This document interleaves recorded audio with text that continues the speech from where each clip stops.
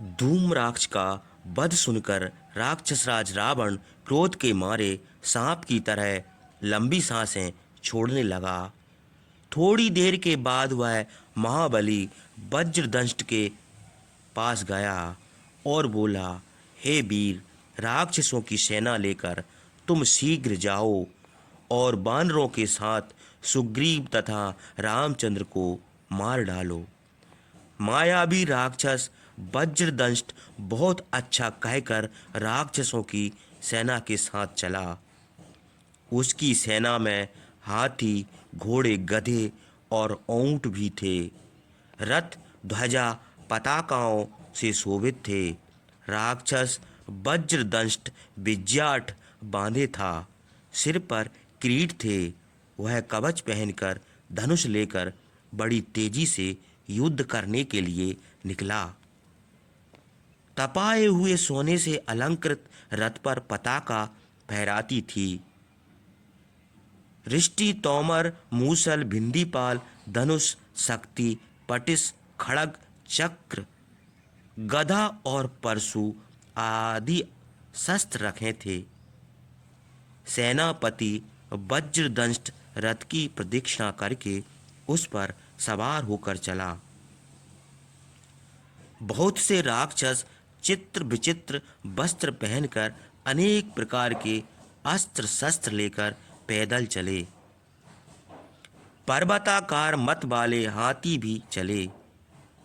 उनके ऊपर भाला और अंकुश लिए हुए युद्ध में कुशल महाबली राक्षस बैठे थे।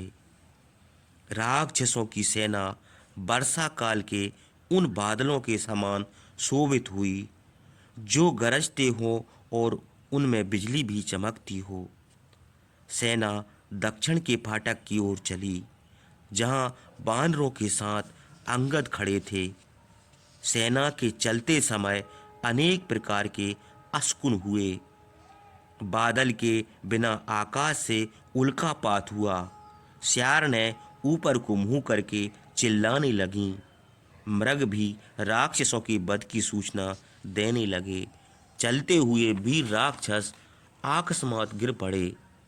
इतने उत्पात देखकर भी महाबली वज्रदंष्ट युद्ध की इच्छा से आगे बढ़ता ही गया। राक्षसों को आते हुए देखकर बानर बड़े हर्ष से गरजे। उनके गरजने का शब्द सब दिशाओं में फैल गया। परस्पर विजय चाहने वाले राक्षसों और बानरों का युद्ध होने लगा।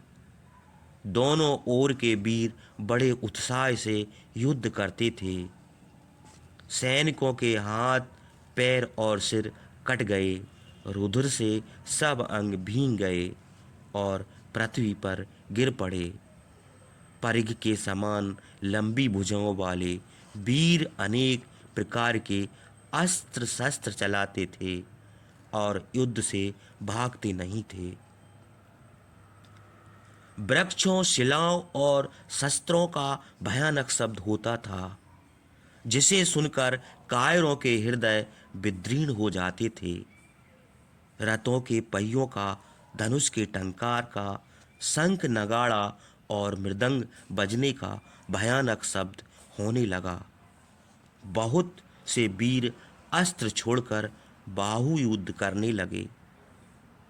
थप्पड़, लात, घूंसों और वृक्षों से मारने लगे।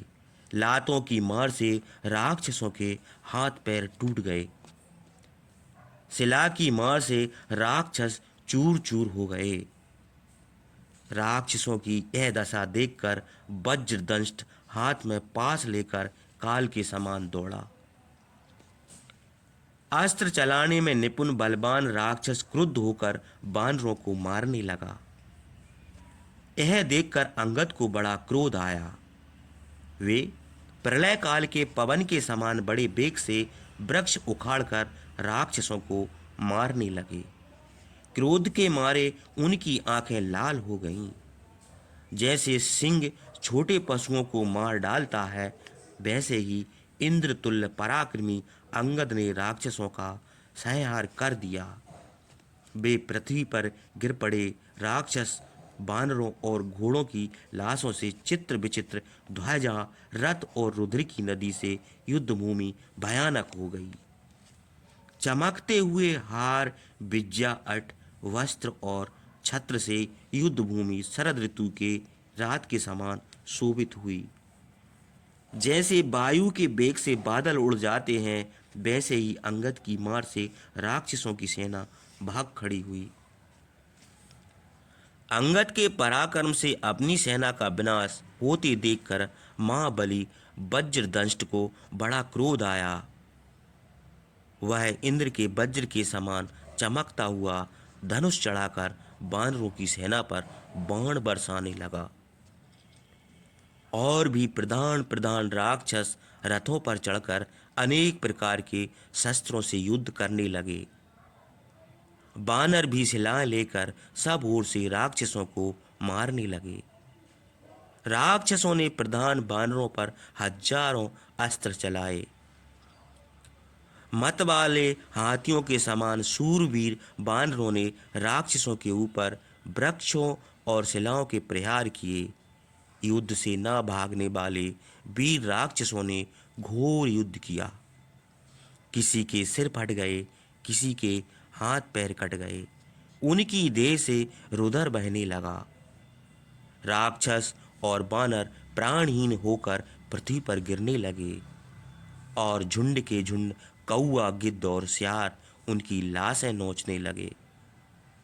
डरपोकों को डराने वाले कबंध उठकर दौड़े। बहुत से बानर और राक्षस हाथ, भुजा, सिर और धड़ कट जाने से पृथ्वी पर गिर पड़े। बानरों की मार से व्याकुल होकर राक्षसों की सेना वज्रदंष्ट के देखते ही देखते भाग खड़ी हुई।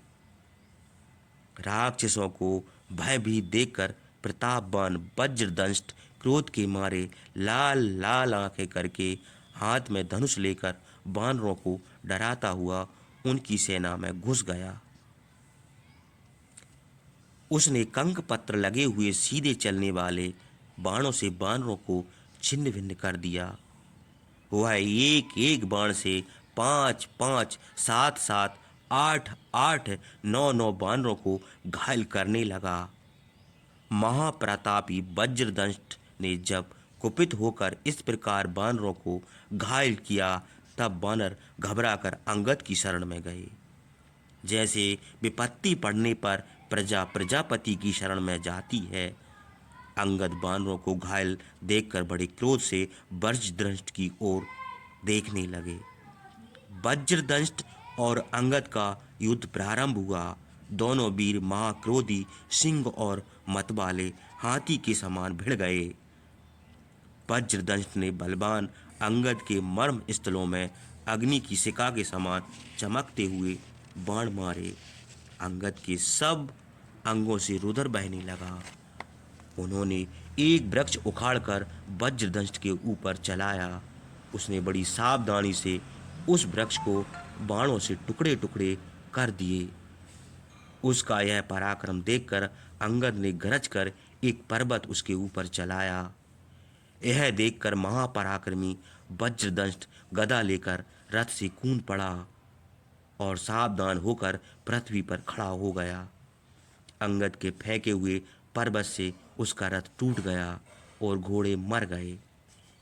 अंगद ने वृक्षों सहित एक और शिखर लेकर वज्रदंष्ट के सिर पर चलाया। उस शिखर के लगने से वज्रदंष्ट मूर्छित हो गया। उसके मुंह से रुधिर बहने लगा। वह 2 घड़ी तक छाती में गधा लगाए हुए लंबी सांसें छोड़ता हुआ बेहोश पड़ा रहा। जब उसे होश आया तो उसने क्रोध होकर अंगद की छाती में गदा मारी। फिर वह गदा छोड़कर घूंसे मारने लगा। अंगद भी घूंसों और लातों से मारने लगे। लड़ते लड़ते दोनों वीरों के अंगों से रुधिर बह चला। वे मंगल और बुध ग्रह के समान शोभित हुए। उसके बाद महातेजस्वी अंगद एक वृक्ष लेकर खड़े हो गए। वज्रदंष्ट ने भी ऋषभ के चमड़े की ढाल और किंकणी गरज कर एक दूसरे को मारने लगे। दोनों वीरों के अंगों से रुधिर बहता था। वे फूले हुए डाक के पेड़ के समान शोभित थे। लड़ते लड़ते जब थक गए तब दोनों वीर टुहनी के बल पृथ्वी पर बैठ गए। अंगद ताड़ित सांप के समान क्रोध से लाल लाल आंखें करके झट उठ खड़े हुए और बड़ी फुर्ती से उसकी तलवार छीनकर उसका सिर काट डाला। उसकी देह के दो टुकड़े हो गए, आंखें उलट गईं। वज्रदंष्ट को मरा हुआ देखकर बचे हुए राक्षस बानरों के डर से लंका को भाग गए। बड़े बड़े लज्जित और दुखी हुए। बलवान अंगद को बड़ा हर्ष हुआ। वे बानरी सेनाओं में देवताओं के साथ इंद्र के समान शोभित हुए। अंगद ने वज्रदंष्ट को मार डाला। यह सुनकर रावण अपने सेनापति से बोला, सब अस्त्र शस्त्र जानने वाले अकम्पन के साथ भीम पराक्रमी राक्षस शीघ्र युद्ध के लिए जाएं। अकम्पन सेना का अच्छा शासक है और रक्षक है। वह हमारा ऐश्वर्य चाहता है और युद्ध भी उसे प्रिय है। वह राम लक्ष्मण और सुग्रीव को परास्त करेगा और अन्य वानरों को मार डालेगा। रावण की आज्ञा से सेनापति ने राक्षसों को युद्ध के लिए जाने की आज्ञा दी। वे अस्त्र लेकर युद्ध के लिए चले। मेघ वर्ण मेघाकार अकम्पन सुवर्ण भूषित रथ पर सवार होकर मेघों के समान गरजता हुआ सेना के साथ चला। युद्ध में उसे देवता भी नहीं कपा सके थे, इसी से उसका नाम अकम्पन था। जब सूर्य के समान तेजस्वी अकम्पन कुपित होकर युद्ध के लिए चला तब अनेक प्रकार के अशकुन होने लगे। रथ में जुते हुए घोड़े उदास हो गए। अकम्पन की बाईं आंख फड़कने लगी। उसका चेहरा उतर गया। स्वर धीमा पड़ गया। बादल घिर आए। आंधी चलने लगी। अच्छा भला दिन दुर्दिन हो गया। सियार कौआ आदि क्रूर पशु पक्षी बोलने लगे। सिंह के समान कदों वाला बाघ के समान पराक्रमी अकम्पन उत्पातों की परवाह न करके युद्ध भूमि की ओर चलता ही गया। वह बड़े जोर से गरजता था। उसका शब्द सुनकर समुद्र कांपने लगा और वानरों की सेना डर गई। वृक्षों और पर्वतों से प्रहार करने वाले वानरों और राक्षसों का युद्ध होने लगा। रामचंद्र की विजय के लिए वानर और रावण की विजय के लिए राक्षस जीवन की आशा छोड़कर लड़ने लगे। वे एक दूसरे का विनाश चाहते थे। युद्ध भूमि में दोनों दलों के वीरों का शब्द होने लगा। धूलि उड़कर दिशाओं में छा गई। दिशाएं लाल हो गईं। सब ओर अंधकार छा गया। ध्वजा पताका ढाल तलवार घोड़े रथ और अस्त्र शस्त्र कुछ भी नहीं दिखाई देता था। बानरों और राक्षसों के गरजने और दौड़ने का शब्द ही सुनना पड़ता था। उसे घोर अंधकार में राक्षसों की ओर बानर को भी मारने लगे। बड़ा भयानक युद्ध हुआ। पृथ्वी रुधिर से भीग गई। रुधिर की कीचड़ हो गई। रुधिर से सींची हुई पृथ्वी से धूल का उड़ना बंद हुआ। युद्ध भूमि में लाशें भर गईं। बानर और राक्षस वृक्ष शिला शक्ति गदा प्रास परिघ और तोमर आदि से बड़ी शीघ्रता से और बड़े वेग से युद्ध करते थे। बानर परिघ के समान मोटी भुजाओं से पर्वताकार राक्षसों को मारते थे। राक्षस भी क्रुद्ध होकर प्रास तोमर आदि शस्त्रों से बानरों का विनाश करते थे। अकम्पन बलवान राक्षसों को ललकारता था।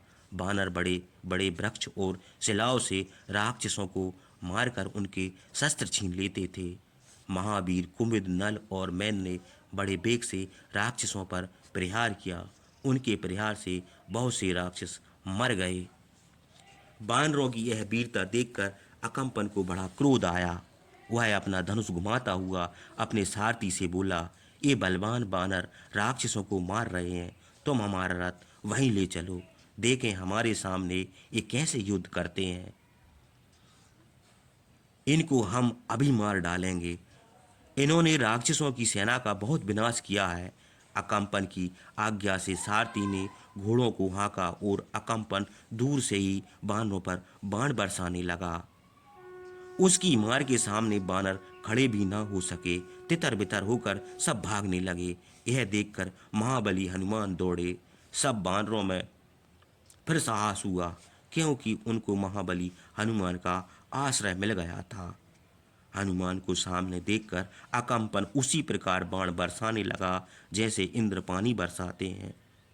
हनुमान ने उसके बाणों की परवाह ना करके उस पर मार डालने का निश्चय किया। वे हंसते हुए उसकी ओर दौड़े।